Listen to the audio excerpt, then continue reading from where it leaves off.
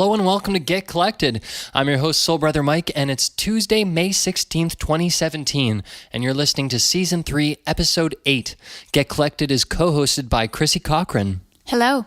Today in What's the Deal, I'll be talking about an event that Chrissy and I will be performing at this weekend.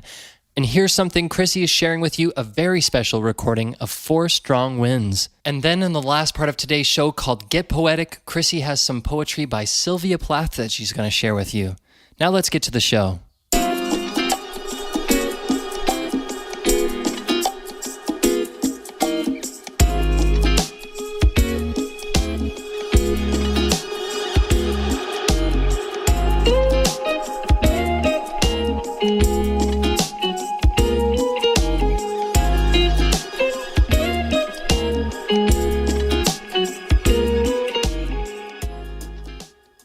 So what's the deal? Here's the deal. This Friday night, Chrissy and I will be performing in downtown Windsor on an outdoor stage at Chatham and Olette Street from 9:45 p.m. to 11 p.m. This performance is in connection to the celebration of Windsor's 125th birthday and Canada's 150th birthday.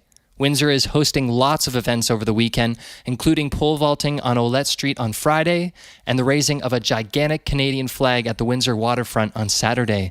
For more information on all the events that are going on this weekend in Windsor, visit celebrating2017.ca, and that's celebrating2017.ca. Major credit goes out to our friend Christopher Lawrence Menard, who has been organizing this event for more than 2 whole years. This is going to be an extra special event, so hopefully we'll see you Friday night.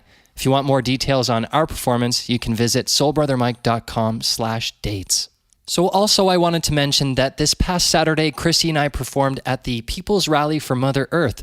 We spent the afternoon at Burt Weeks Memorial Park in Windsor on the waterfront, listening to speeches about environmental protection and responsibility. I recorded the entire event, so you can listen to that by visiting soulbrothermike.com/peoplesrally. I'm going to quickly share with you now a powerful clip of the speech given by Patrick Hannon of CUPE, Ontario. Have a listen. My name is Patrick Hannon. I'm from CUPE. I'm on the executive board of CUPE, Ontario. Governments tell us that green energy costs too much. They discount the science because the people who put them in office cannot make enough money from renewable energy. They own, manipulate, and control that messaging. One thing we can do together is to hold them accountable. We could call bullshit on their messaging. We can call bullshit on their lack of responsibility in transitioning to a green economy. The Earth doesn't care if we believe in climate change. She'll take care of herself. We can choose to be a part of it. Thank you.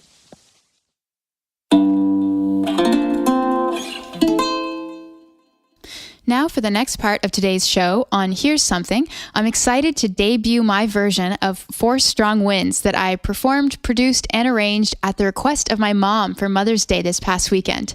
It's one of the songs that's always been in our family repertoire at campfires when the guitars come out. It was originally written by Ian Tyson in the early 60s and recorded by the Canadian folk duo Ian and Sylvia, and has since been recorded by so many artists including Bob Dylan, Neil Young, Waylon Jennings, The Band, The Tragically Hip, Johnny Cash, and Sarah McLachlan. It was a great production practice for me to create this, and I loved working with the stand-up bass and string sections that I was able to create digitally using the plugin Contact 5. Also, you'll hear on this recording my first ever guitar solo in the bridge. Take a listen. This is 4 Strong Winds.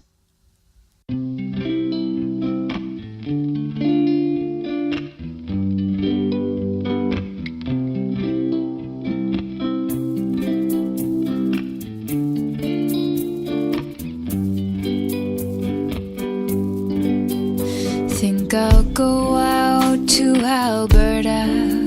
Weather's good there in the fall. Got some friends I could go working for. Still I wish you'd change your mind if I asked you one more time. But we've been through that 100 times or more. 4 strong winds that blow lonely, 7 seas that run high, all those things that don't change, come what may. If the good times are all gone, then I'm bound for moving on. I'll look for you if I'm ever back this way. If I get there before the snow flies, and if things are looking good, you can meet me if I send you down the fair. But by then it would be winter, not too much for you to do, and those winds sure can blow cold way out there. For strong winds that blow lonely, 7 seas that run high, all those things that don't change, come what may. If the good times are all gone, then I'm bound for moving on. I'll look for you if I'm ever back this way.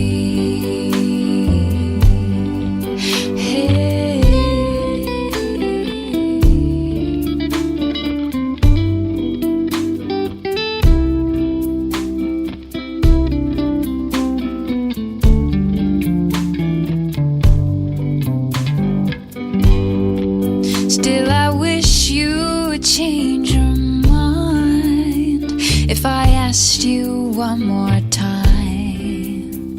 But we've been through that 100 times or more. For strong winds that blow lonely, 7 seas that run high, all those things that don't change, come what may.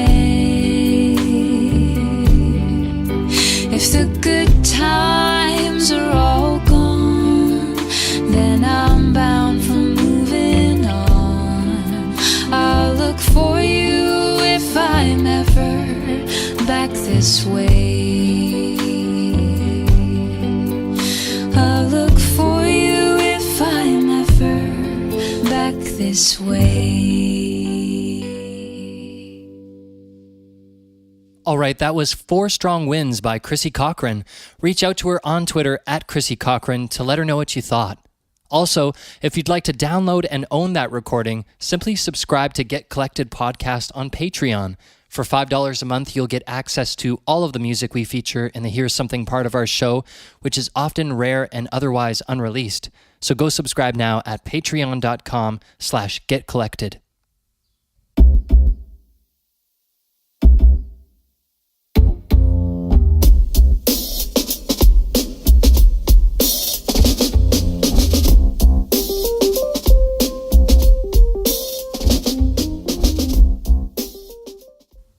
Now for the last part of today's show, called Get Poetic, I'm going to read to you 2 poems from Sylvia Plath about becoming a mother in honor of Mother's Day this past Sunday.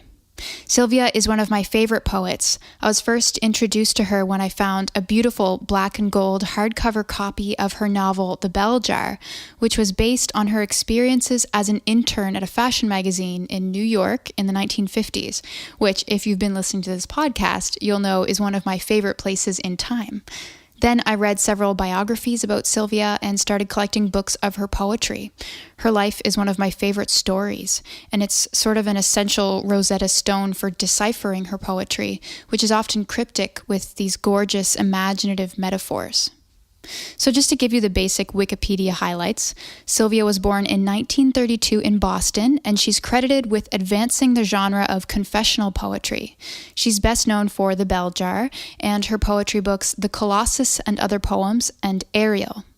She married English poet Ted Hughes, moving to England and mothering 2 children, Frida and Nicholas.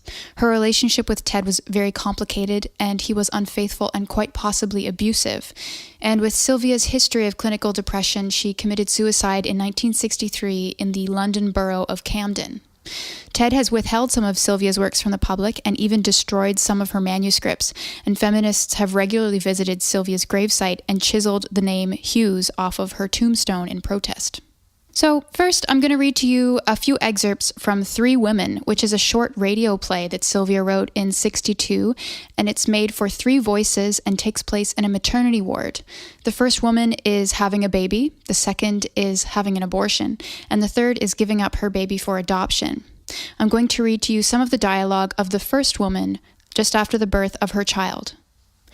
Who is he, this blue, furious boy, shiny and strange as if he had hurtled from a star? He's looking so angrily. He flew into the room, a shriek at his heel. The blue color pales. He is human after all. A red lotus opens in its bowl of blood. They're stitching me up with silk as if I were a material. What did my fingers do before they held him?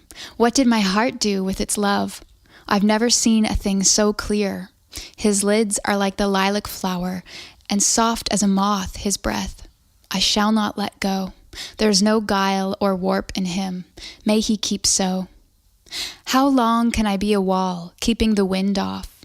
How long can I be gentling the sun with the shade of my hand, intercepting the blue bolts of a cold moon? The voices of loneliness, the voices of sorrow lap at my back ineluctably. How shall it soften them, this little lullaby?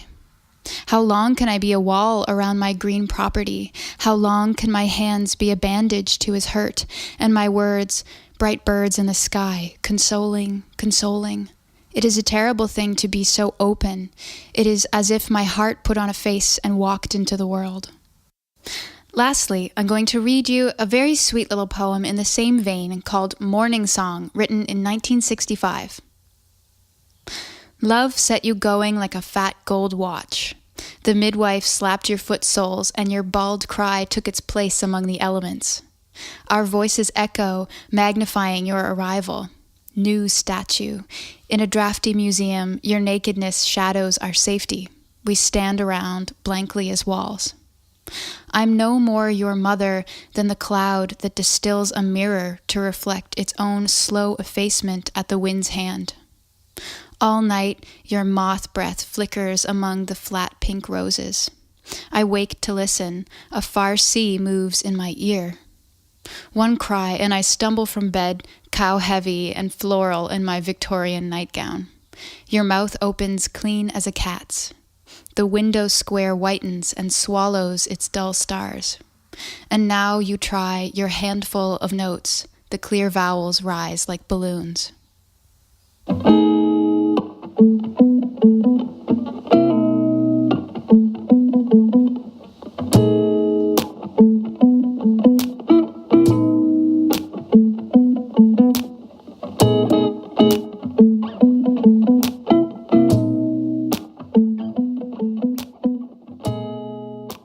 All right, that's our show for today. Thanks so much for listening. Tune back in on Thursday for an all-new Theosophy.